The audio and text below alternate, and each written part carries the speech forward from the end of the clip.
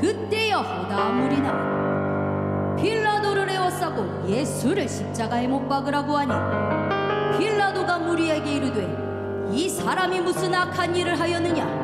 나는 그에게서 죽일 죄를 찾지 못하였다. 그들이 큰 소리로 재촉하여 이르되 십자가에 못 박으소서, 십자가에 못 박으소서, 예수를 십자가 못 박게 하소서, 예수를 십자가 못 박게 하소서 하니 그들의 소리가 이기인지라.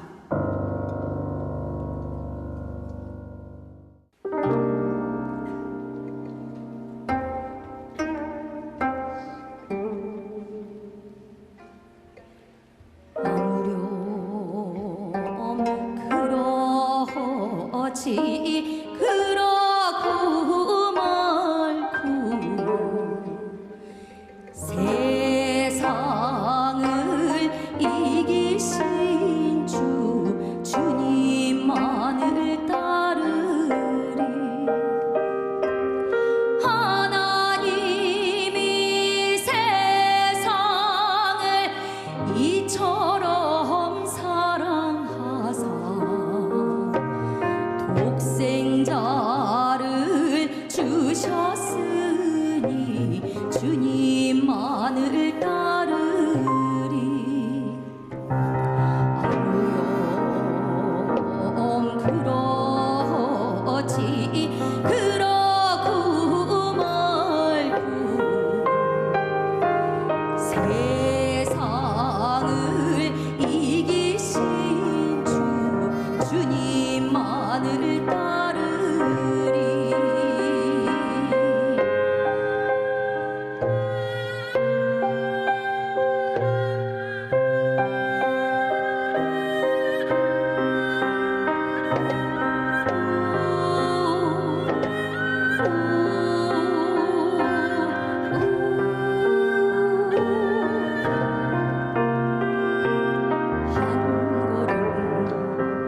한 걸음 골고다를 향하여 무거운 십자가 지고 가신 예수님, 가시관 쓰고서 온갖 조롱 당하며 죄 없는 예수님 속죄양이 되셨네. 내가 지고 가야 할 십자가 예수님 날 위해 져주셨네. 채찍을 맞고 손과 발에 못 박힌 예수님 보면서 마리아는 울었네. 아버지 나를 살리시려 예수님 피 흘려 죽으셨네.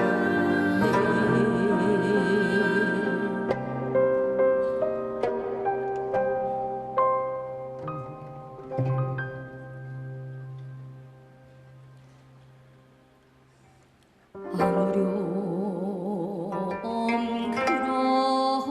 그렇지 그렇고 말고 세상을 이기신 주님만을 따르리.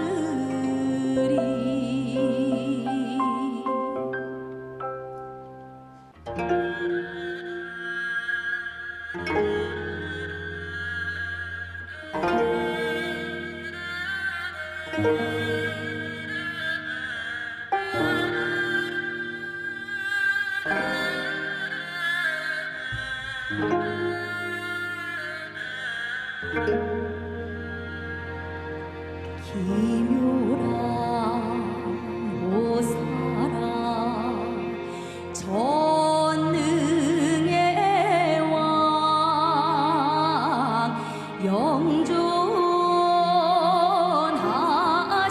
영존하시는 평강의 왕 나를 구하라 이 땅에 오신 주 십자가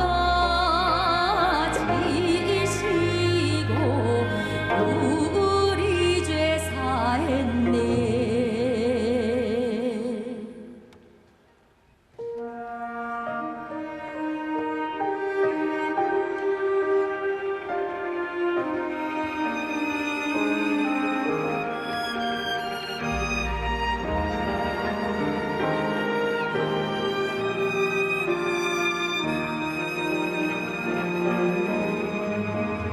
나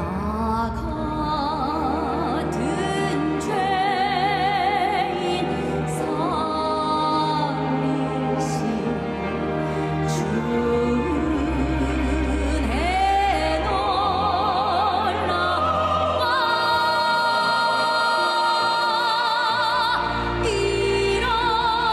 잃었던 생명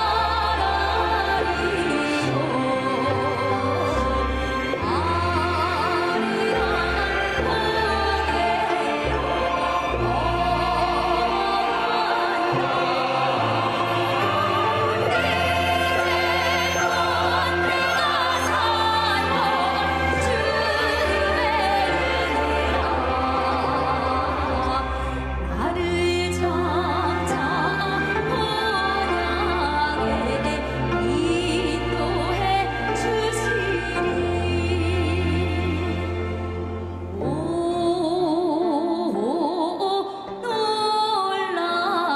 놀랍다 주님의 은혜.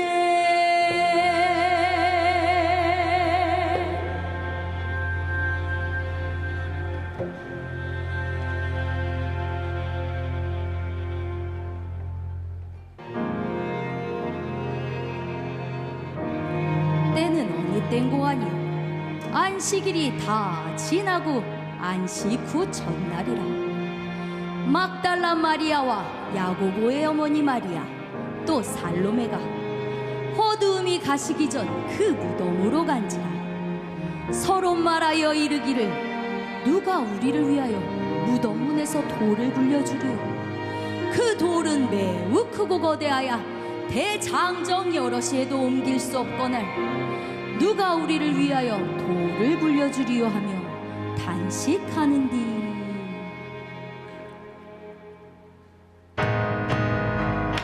큰 지진이 일어난다. 그나 큰 지진이 일어난다. 번개 같은 형상에 흰 옷을 휘날리며 주의 전사가 내려온다. 하늘로부터 내려온다. 그 큰 돌을 굴려내고 그 위에 반드시 앉아 하는 말. 두려워 말라. 그가 말씀하시니 말씀하시던 대로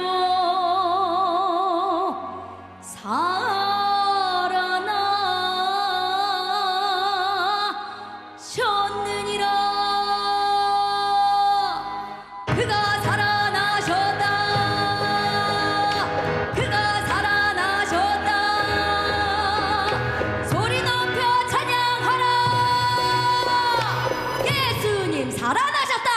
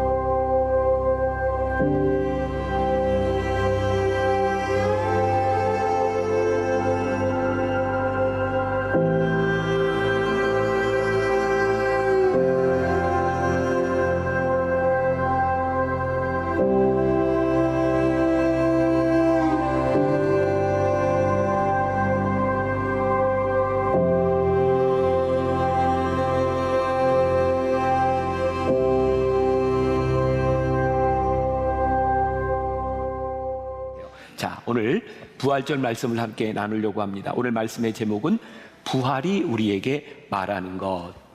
사실은 제가 꽤 오래전에 오늘 이 부활절 설교를 이렇게 준비를 해 놓았습니다. 우리에게 아주 익숙한 부활절 메시지를 가지고. 그런데 이렇게 하나님께서 저에게 주시는 마음이 아주 익숙한 그런 메시지가 아니라 하는 이 말씀을 가지고 부활절 말씀을 나누면 어떻겠는가, 그런 마음에 이제 감동을 주셨어요. 가끔 사람들이 저에게 이런 이야기를 합니다. 목사님은 그렇게 1년, 2년 전에 설교 준비를 이렇게 미리 해놓으면 성령님께서 마음을 주실 때 어떡합니까? 제가 이렇게 합니다. 마음을 주시면 제가 준비한 건 내려놓고 마음을 주시는 대로 합니다. 자, 오늘 말씀이 시편 40편 1절부터 3절까지 말씀인데 부활절에는 한 번도 들어보지 못한 말씀일 것 같아요. 우리 같이 한번 한 목소리로 말씀을 봉독하도록 하겠습니다. 자, 시작. 내가 여호와를 기다리고 기다렸더니 귀를 기울이사 나의 부르짖음을 들으셨도다. 내가 기가 막힐 웅덩이와 수렁에서 끌어올리시고 내 발을 반석 위에 두사 내 걸음을 견고하게 하셨도다. 새 노래 곧 우리 하나님께 올릴 찬송은 내 입에 두셨으니 많은 사람이 보고 두려워하여 여호와를 의지하리로다. 아멘. 이제 오늘 말씀과 더불어서 제가 이제 두 개의 본문 말씀을 앞으로 더 보게 될 거예요. 저에게 있어서 부활은 어떤 날일까? 첫 번째 의미를 생각해 보니까 이렇게 이야기를 할 수 있을 것 같아요. 죽음의 수렁에서 부활하신 예수님으로 인하여 새 노래를 부르게 되는, 찬양하는 인생이 되는 것. 저는 오늘 이 부활절 이렇게 찬양을 이렇게 하는데 찬양이 너무 좋은데 제가 울음을 참느라 많이 힘들었어요. 너무 감격스러운 거예요. 하나님 우리들에게 이렇게 찬양할 수 있는 기쁨을 주시니 감사합니다. 그리고 제가 살짝 이렇게 옆을 봤더니 막 사람들이 이러고 정말 하나님께서 우리들에게 새 노래를 주셨구나라는 생각을 하면서 오늘 이 부활절을 맞이합니다. 지난주에요, 제가 주일 예배를 마치고 변화산 때 올 출석을 한 청년부 나무 중에 하나를 제가 시상하는 시간을 가졌습니다. 제가 가끔 궁금하기는 해요. 이게 상인가 벌인가? 저하고 밥을 같이 먹는 거예요. 그래서 우리 청년들과 함께 제가 이제 밥을 사주고 같이 식사를 하고, 근데 한 청년 하나가 저에게 이런 질문을 했어요. 목사님, 요즘 제가 이유 없이 제 삶에 패배감이 들고 절망감이 찾아오고 참 힘들어요. 목사님, 무슨 방법이 없을까요? 그래서 이렇게 대답을 했어요. 괜찮아. 다 그런 거야. 살다 보면 절망감도 찾아오고 패배감도 찾아오고 우울해지는 순간도 우리들에게 있는 거야. 우리들이 예수를 믿는다고 우리들의 삶에 아무 문제가 없으리라는 착각을 하지 마. 우리들에게는 늘 문제가 있어. 그런데 예수님으로 인하여 우리들이 새 노래를 부를 수 있는 게 신앙이지 우리들의 삶에 문제가 없는 게 아니야.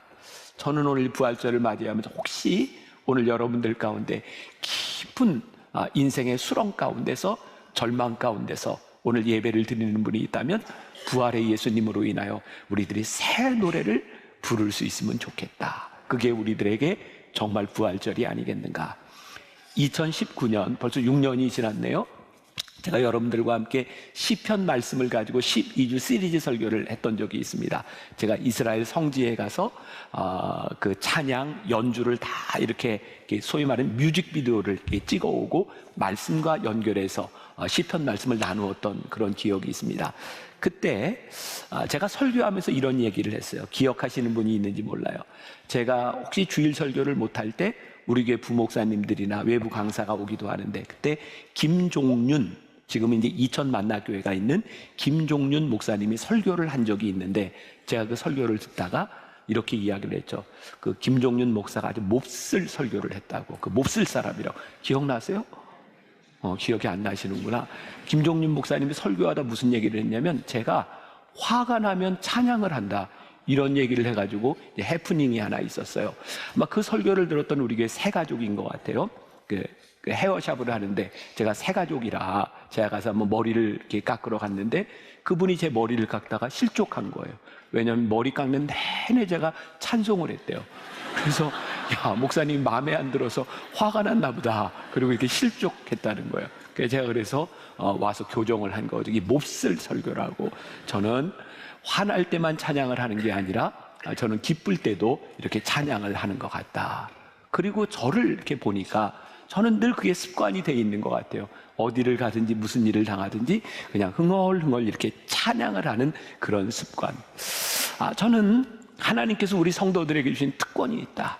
그게 뭐냐면 우리의 어떤 상황 가운데서도 찬송할 수 있는 특권을 허락하여 주셨다. 오늘 시편 기자의 표현에 의하면 그게 새 노래라고 이야기를 하고 있거든요. 오늘 이 말씀을 보니까 저에게는 우리의 인생에 그런 사이클이 있는 게 그려지는 거예요.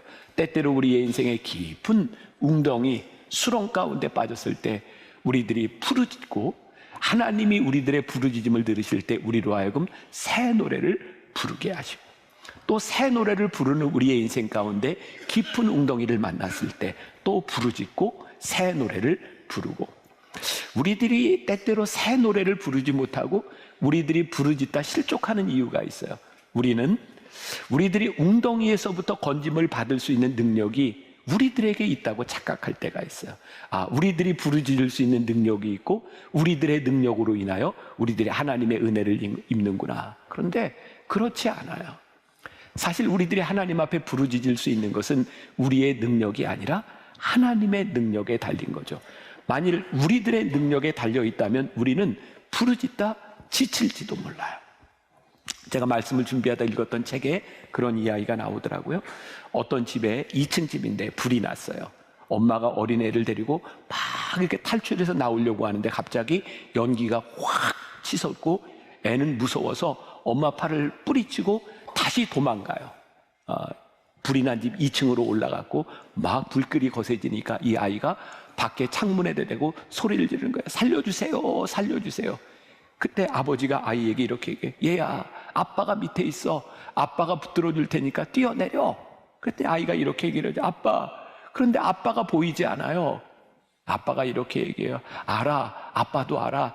그런데 아빠가 보여. 그러니 뛰어내려. 우리들의 인생에 아무것도 보이지 않는 순간들이 있잖아요. 하나님, 아무것도 보이지 않아요.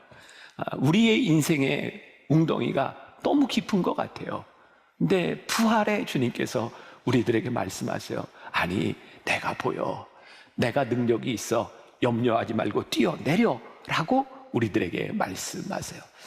저는 이 새 노래를 부를 수 있는 이 부활의 신앙을 가지고 있는 우리들, 어쩌면 우리들의 인생에 영혼의 밤을 지나간 사람, 십자가의 끝까지 내려가 십자가의 아픔을 경험해 본 사람, 어쩌면 우리들이 이해할 수 없는 인생 가운데서 하나님의 인도하심을 경험한 사람만이 부를 수 있는 노래. 저는 이 노래를 이렇게 표현하고 싶어요. 생생하게 새 노래를 부를 수 있는 인생. 제가 참 좋아하는 표현 중에 하나가 생생함, 선명함, 이런 표현인데, 제가 지난주에 어떤 교회 집회를 인도하게 되었어요. 그 목사님이 제 후배이기도 하고, 그래서 제가 이제 집회를 인도하게 되었는데, 저는 그 목사님에게 근래에 일어났던 일들을 잘 몰랐어요. 저와 만나 이야기하면서 계속 눈물이 촉촉히 젖어요. 이 목사님이 코로나를 지나는 기간 동안 굉장히 힘든, 이제 정신적인 강박증, 우울증 이런 것들이 찾아왔는데, 어느 날 본인이 자신을 보고 깜짝 놀란 게, 어느 날 비 오는 거리를 하염없이 비를 맞고 걸으면서 죽음을 생각하고 있더라는 거예요. 목사인 내가 이러다 죽을 수 있겠구나. 근데 그 상황 가운데서 목사님 사모님이 암이 찾아온 거예요. 혈액암이 찾아와서 너무 힘든 그 상황. 그리고 목사님이 진짜 힘들었던 건 그 사모님을 케어하기도 힘든 자기 때문에 너무 힘들었대요. 결국 부부가 그렇게 얘기를 했대. 이 힘든 시간을 우리 알아서 각자 도생하자. 그렇게밖에는 이야기할 수 없는 어려운 상황 가운데서 그 목사님이 이렇게 환하게 웃으면서 이제는 새 노래로 하나님을 찬양하게 된 그 모습. 제가 그 이야기를 듣고 이번 주에 부활절 메시지를 준비하면서, 하나님, 그렇습니다. 우리의 인생의 생생함, 우리들의 인생의 선명한 우리의 믿음의 고백은, 신앙의 고백은 깊은 웅덩이 가운데서 우리들이 부를 수 있는 노래가 아닐까요? 우리가 부활의 하나님을 믿고 살아간다고 하는 것은 우리들의 발이 든든한 반석 위에 닿아 있을 때뿐만 아니라 우리들의 발이 아무것도 닿지 않아서 깊은 수렁 가운데 있을 때에도 우리들이 하나님을 찬송하게 되는 것, 그것이 우리들의 부활의 삶을 살아가는 우리의 모습이 아닐까. 제가 참 좋아하는 책이 있어요. 마이클 야코넬리의 영성이라는 책인데 거기에 이런 얘기가 나옵니다. 어떤 목사님이 어느 날 목회를 하다가 하나님의 존재가 믿어지지 않았대요. 근데 어떻게 설교를 하겠어요? 그래서 교인들에게 이야기를 했답니다. 내가 목회를 내려놔야 될 것 같습니다. 제가 하나님이 믿어지지가 않습니다.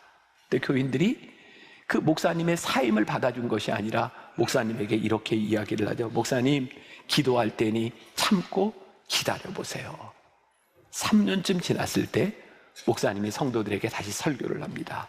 그리고 내가 이제는 의심의 나락에서 벗어나 설교할 수 있게 되었다고 고백을 해요. 우리들의 삶에요, 깊은 웅덩이와 수렁으로 빠져 들어가는 것이 문제가 아닙니다.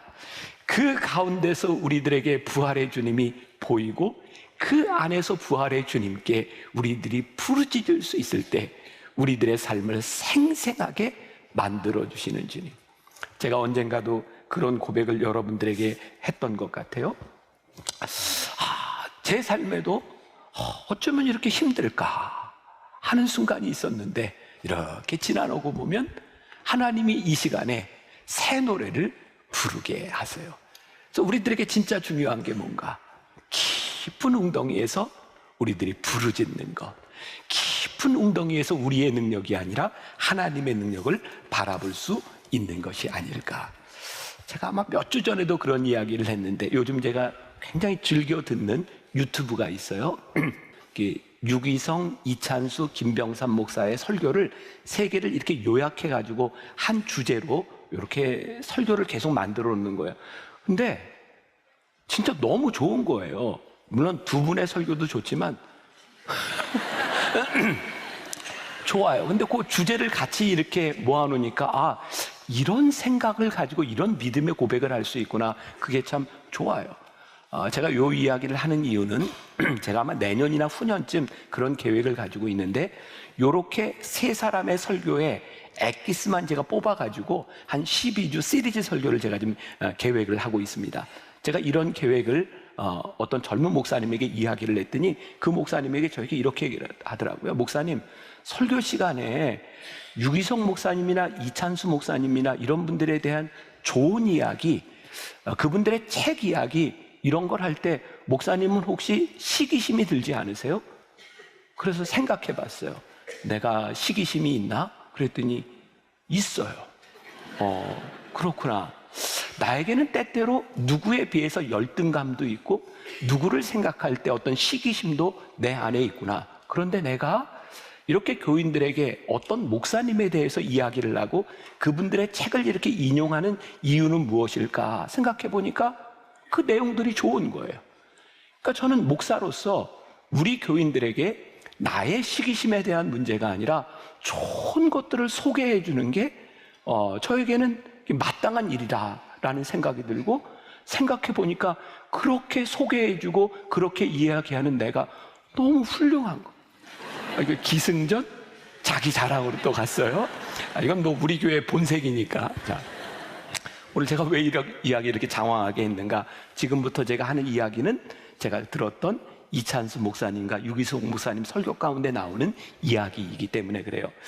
하나님을 바라본다는 것에 대해서 이찬수 목사님이 그런 이야기를 했더라고요. 창의력에 대한 이야기를 하면서 보통 아파트의 한 층 높이는 2m 30 정도가 보통이랍니다. 근데 그분이 이런 얘기 하더라고요.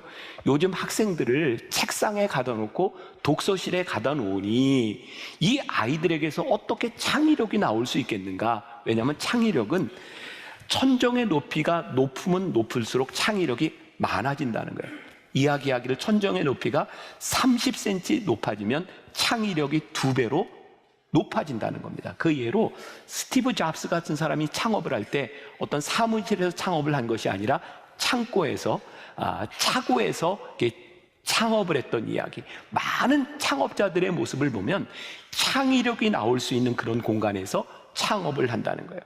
이 조너스 쇼크라고 하는 학자가 있습니다. 소아마비 백신을 만들고 바이러스 연구로 노벨상을 받은 사람이기도 한데, 이 조너스 쇼크의 연구실에는 11명이나 되는 노벨 생리의학상 수상자, 교수 혹은 연구원들이 근무를 했거나 근무를 했다는 거예요. 이 조너스 쇼크라고 하는 사람은 이 창의력에 대해서 늘 생각을 하면서 천정의 높이를 높여야 되겠다. 그래서 제가 인터넷에 찾아보니까 이 조너스 쇼크 연구소가 나오는데, 이 밖에 이 외관을 보고는 잘 나타나지 않을지 모르는데 저 연구소는 천정의 높이가 3m 정도 된다고 합니다. 그러니까 아파트 일반 사무실보다는 훨씬 높은 높이인 거죠. 우리의 창의력, 이렇게 적용을 해보았습니다. 우리들의 신앙의 창의력, 하나님의 역사를 창조하는 하나님의 능력을 우리들이 바라볼 수 있는 것은 눈을 들어보는 것이다. 여러분들에게 그런 신앙의 도전을 한번 드리고 싶어요. 여러분들은 인생을, 여러분들의 삶을 살아가면서 얼마나 많이 눈을 들어 하나님을 보실 때가 있나요? 창세기 13장 14절과 15절에 아주 유명한 말씀이 있어요. 롯이 아브라함을 떠난 후에 여호와께서 아브라함에게 이르시되 너는 눈을 들어. 이게 눈치가 있으면 이런 건 따라할 텐데, 너는 눈을 들어. 눈치가 있어요. 그 다음은 제가 이렇게, 너 있는 곳에서 북쪽과 남쪽 그리고 동쪽과 서쪽을 바라보라. 보이는 땅을 내가 너와 내 자손에게 주리니 영원히 이르리라. 우리가 잘 아는 말씀이잖아요. 롯과 아브라함이 헤어지게 되었고, 롯은 어디로 갔죠? 소돔과 고모라로 갔어요. 물이 풍성하고 비옥한 땅. 근데 아브라함은 그가 약속한 대로 내가 이쪽으로 가면 나는 반대로 가겠다. 그리고 광야에 홀로 남았어요. 하나님께서 아브라함을 부르셔서 뭐라고 말씀하세요? 내가 눈을 들어 동서남북을 보아라. 동서남북에 뭐가 보였을까요? 황량한 광야가 보였어요. 하나님은 아브라함에게 눈을 들어 보라고 하셨을 때 무엇을 보라고 말씀하셨을까요? 지금 너의 눈에 보이는 저 황량한 광야와 현실을 바라보는 것이 아니라 눈을 들어 저 너머 역사하시는 하나님의 손길을 바라보아라. 우리들에게 주시는 믿음의 도전이에요. 아마 여기 있는 분들 가운데 동서남북이 꽉 막혀서 아무것도 보이지 않는 상황 가운데서 하나님이 우리들에게 뭐를 보라고 하세요? 눈을 들어 저 너머를 바라보아라. 그러고 보니까 성경의 이야기는, 신앙의 이야기는 계속 바라봄의 이야기인 것 같아요. 하나님은 아브라함과 사라에게 여러 번 약속을 해주셨어요. 너에게서 내 민족이, 큰 민족이 나올 거야. 근데 아무리 생각해도 아브라함의 눈에는 그게 현실성이 없어 보이는 거예요. 자기도 나이가 들었어요. 사라도 나이가 들어서 이미 생리가 끝났다. 생리학적으로 아이를 가질 수 있는 나이가 아니다. 근데 하나님은 끊임없이 약속을 주시는 거예요. 왜? 내 약속은 네 눈에 보이는 현실에 있는 것이 아니라 내 눈을 들어 바라보아라. 그러면 너에게 보이는 것이 있으리라. 하나님의 약속을 저 눈을 들어 보지 못했을 때 사라는 헛웃음을 웃어요. 비웃어요. 근데 하나님의 약속을 그가 받게 되었을 때 진정한 웃음을 얻게 되죠. 이삭. 그리고 그 웃음으로 인하여 다른 사람들도 함께 즐거워할 수 있는 웃음을 얻게 되는 거예요. 오늘 여러분들에게 부활의 소망을 제가 드리고 싶어요. 아니, 저에게 하는 이야기예요. 앞으로 우리들이 인생을 살아가다가 깊은 웅덩이에 빠졌을 때 뭐를 보라고요? 눈을 들어 보아라. 이 창문 너머에 우리들의 눈에 보이는 저 세계를 바라보는 것이 아니라 눈을 들어 보아라. 제가 생각하는 이 부활의 메시지는 오늘 우리들의 삶의 한가운데서 고난과 십자가의 고난 한가운데서 저 너머에 부활의 주님을 바라보라고 말씀하세요. 또 하나, 오늘 우리들이 바라보아야 될 것 중에 하나가 우리 주의 신실하심과 선하심, 그것을 바라볼 때 우리의 부활의 신앙이 우리들에게 확고하게 다가오지 않겠는가. 제가 오늘 여러분들과 인사하면서 이런 얘기를 했어요. 부활절이 있어 참 좋습니다. 왜냐하면 하나님의 약속이 신실하게 이루어진 날이 부활절이기 때문에 그래요. 죽음에서 생명으로 옮기시겠다고 하는 약속을 이루어 주신 날이 부활절이기 때문입니다. 우리가 부활절 이 예배를 우리들이 드릴 수 있는 것이 우리들에게 큰 복이구나. 주의 인자하심과 성실하심, 하나님은 우리들에게 약속하신 그 약속을 지키시는 그 하나님의 선하심을 바라보아라. 여러분들에게 또 도전을 드릴 수 있을 것 같아요. 하나님은 여러분들에게 선하신가요? 하나님은 진실하신가요? 하나님은 우리들에게 약속을 지키시는 분이신가요? 때로 우리들이 이 하나님을 생각하지 않고 살아가기 때문에 우리들이 무의미한 일상을 살아갈 때가 많이 있는 것 같아요. 하나님이 선하시구나, 진실하시구나. 그 하나님을 생각할 때 이 하나님이 우리를 붙들어 주시는 거죠. 어떤 원로 목사님이 그런 이야기를 했대요. 요즘은 이렇게 훌륭한 목사 되는 거 그렇게 어렵지 않아. 그래서 그 유기성 목사님이 그 원로 목사님에게 물어봤대요. 아니, 요즘 같은 세상에 어떻게 훌륭한 목사 되는 게, 좋은 목사 되는 게 어떻게 어렵지 않을 수 있어요? 목사님은 어떻게 그런 생각을 하세요? 그랬더니 원로 목사님이 이렇게 이야기를 하더래요. 요즘 시대에 목사가 거짓말만 안 해도 좋은 목사야. 그 이야기를 했는데 그 의미가 뭐예요? 기대가 없다는 거예요. 훌륭한 목사, 좋은 목사에 대한 기대가 없이 거짓말만 안 해도 괜찮은 목사다. 우리가 선하신 하나님, 좋으신 하나님, 진실하신 하나님을 우리들이 믿고 살아가고 한다고 하는데 이 믿음에 대한 기대가 우리들에게 끝나버렸다면 부활의 소망도 우리의 믿음도 끝나버린 것이 아닐까. 신실하신 하나님을 우리들이 믿지 못하니까 우리들이 신실하지 못하게 살아가는 것이 아닐까. 사실 오늘 이 말씀을 준비하면서도 먼저 저에게 큰 이렇게 반성이 되었어요. 나는 얼마나 신실한가? 나는 얼마나 진실한가? 그게 저의 능력에 달린 것이 아니라 내가 신실하시고 진실하신 하나님을 믿을 때에 내 삶은 얼마나 신실할 수 있는가? 그게 저에게 도전이 되었어요. 그 설교 가운데 나오는 이야기예요. 어떤 목사님이 그 설교 중에 이런 예화를 이야기했대요. 한 번은 집에 있는데 어떤 권사님이 사과상자를 가지고 찾아왔대요. 그러면 이렇게 이야기를 하더라는 거예요. 목사님이 기도해 주셔서 기도가 응답되어서 너무 감사해요. 그래서 선물을 가져왔어요. 근데 이 말을 듣는 순간 목사님의 가슴이 철렁했대요. 아무리 생각해봐도 그분을 위해서 기도한 기억이 없는 거예요. 그래서 그분에게 이렇게 이야기를 했대요. 권사님, 미안해요. 내가 이 사과를 받을 수가 없어요. 제가 권사님 기도 부탁을 받은 건 사실인데 한 번도 기도하지 않았어요. 기도가 응답된 건 참 감사한 일이지만 이 사과 상자는 가져가세요. 분위기가 별로 안 좋아졌죠. 근데 권사님이 목사님한테 이렇게 이야기를 했대요. 그래도 목사님 한 번쯤은 하셨겠죠.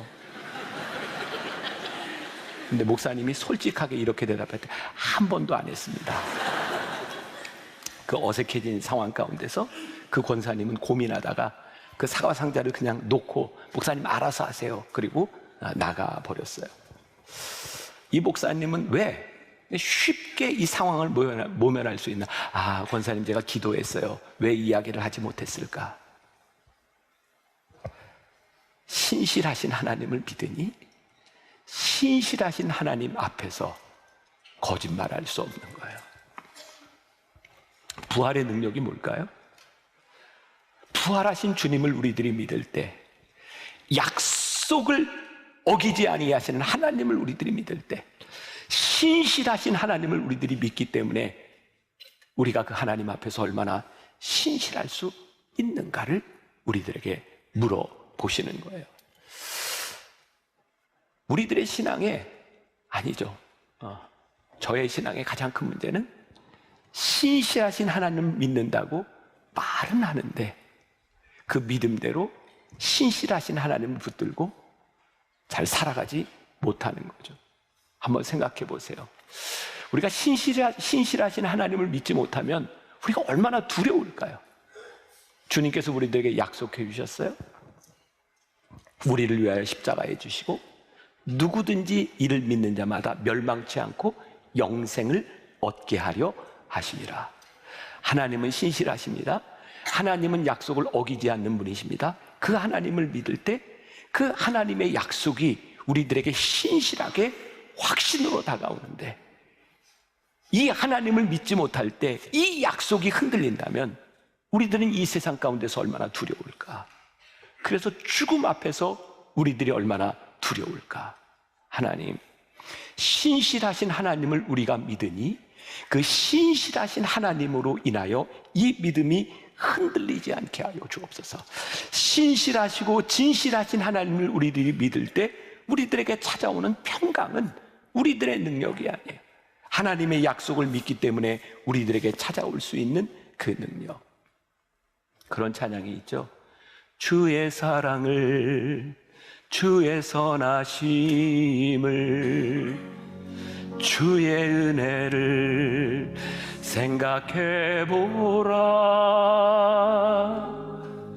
하늘보다도 더 높으신 아버지의 사랑 크고 놀랍네. 아버지 사랑 크고 놀랍네. 주의 사랑을, 주의 사랑을, 주의 선하심을, 주의 은혜를 생각해보라. 하늘보다도 더 높으신 아버지의 사랑 크고 놀랍네. 아버지 사랑 크고 놀랍네. 내 어찌 그 사랑이지, 내 어찌 그 사랑이지.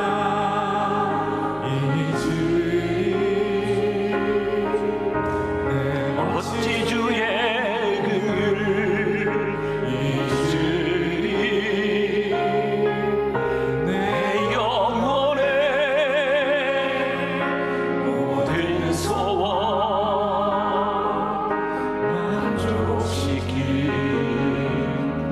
하나님. 주의 사랑을, 주의 선하심을, 주의 은혜를 생각해보라. 하늘보다도 더 높으신 아버지의 사랑 크고 놀랍네. 아버지 사랑 크고 놀랍네.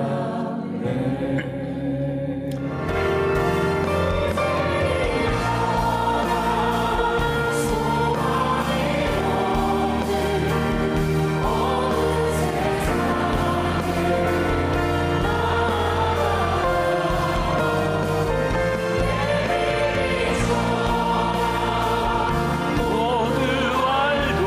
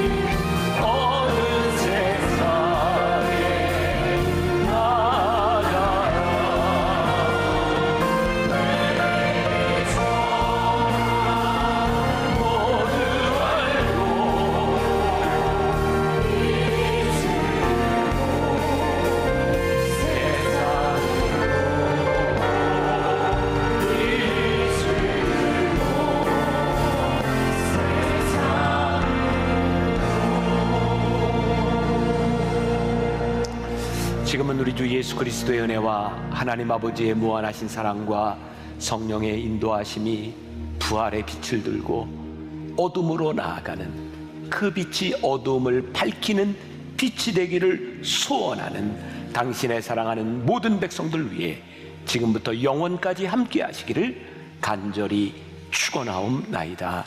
아멘.